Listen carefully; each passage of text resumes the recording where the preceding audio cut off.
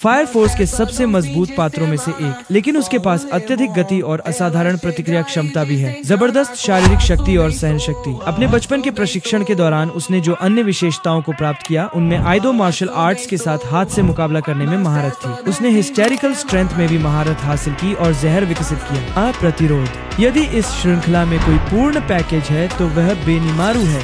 शिनमोन उन्हें proto nationalist माना जाता है और अक्सर ऐसा कहा भी जाता है। इसके पीछे कारण यह है कि फायर फोर्स की प्रलय के बाद की दुनिया में वह और उनके पिता हिबाची पारंपरिक जापानी मूल्यों और रीति रिवाजों का पालन करते हैं। वह सम्राट के नियम और होली सोल चर्च को हद तक अस्वीकार करते हैं, उनका तिरस्कार करता है। बेनिमारू केवल असाकुसा की परवाह करता है और उनकी स्वतंत्र इच्छा की रक्षा करता है, कुछ भी नहीं। उसकी सपनों की दुनिया वह है जहां असाकुसा में हर कोई शांति से नशे में रह सके। के मन में अपनी जबरदस्त ताकत और मजबूत मूल्यों के बावजूद वह विशेष फायर फोर्स के सबसे आत्मविश्वासी नेता नहीं है। वह किसी समूह का नेतृत्व करने के बजाय अकेले काम करना पसंद करते हैं। फिर भी वह असाकुसा की परवाह करते हैं और हर मौके पर उनकी रक्षा करने और मदद करने की कोशिश करते हैं और कई लोगों के प्रति गहरी भावनाएं रखते हैं, जैसा कि किसी के जीवन को समाप्त करने की आवश्यकता होने पर उनकी प्रतिक्रिया से पता चलता है। उसे पहले जैसा जानता था। एक अच्छा विवरण न केवल उसकी क्षमताओं को ध्यान में रखना चाहिए, बल्कि अन्य लोग उसे कैसे देखते हैं। वह संभवतः एक कठिन व्यक्तित्व हो सकता है, लेकिन उसके कार्य अक्सर उसके शब्दों से ज्यादा बोलते हैं। असाकुसा में लगभग हर कोई उसे सच्चा नायक और दयालु मानता है।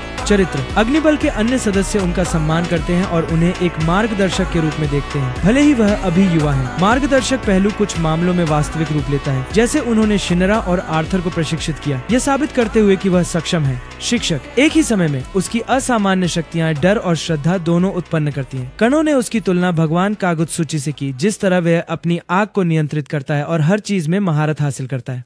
क्षमता। बेनिमारू विभिन्न प्रकार के आइटकियस खौर जैसे अकीला, विनाश का राजा या असाकुसा का विनाश का राजा। वह शायद समय समय पर कुछ इमारतें नष्ट कर सकता है, लेकिन हर कोई जानता है कि वह केवल असाकुसा और उसके लोगों को सुरक्षित और खुश रखने के लिए अपनी पूरी शक्ति लगा रहा है।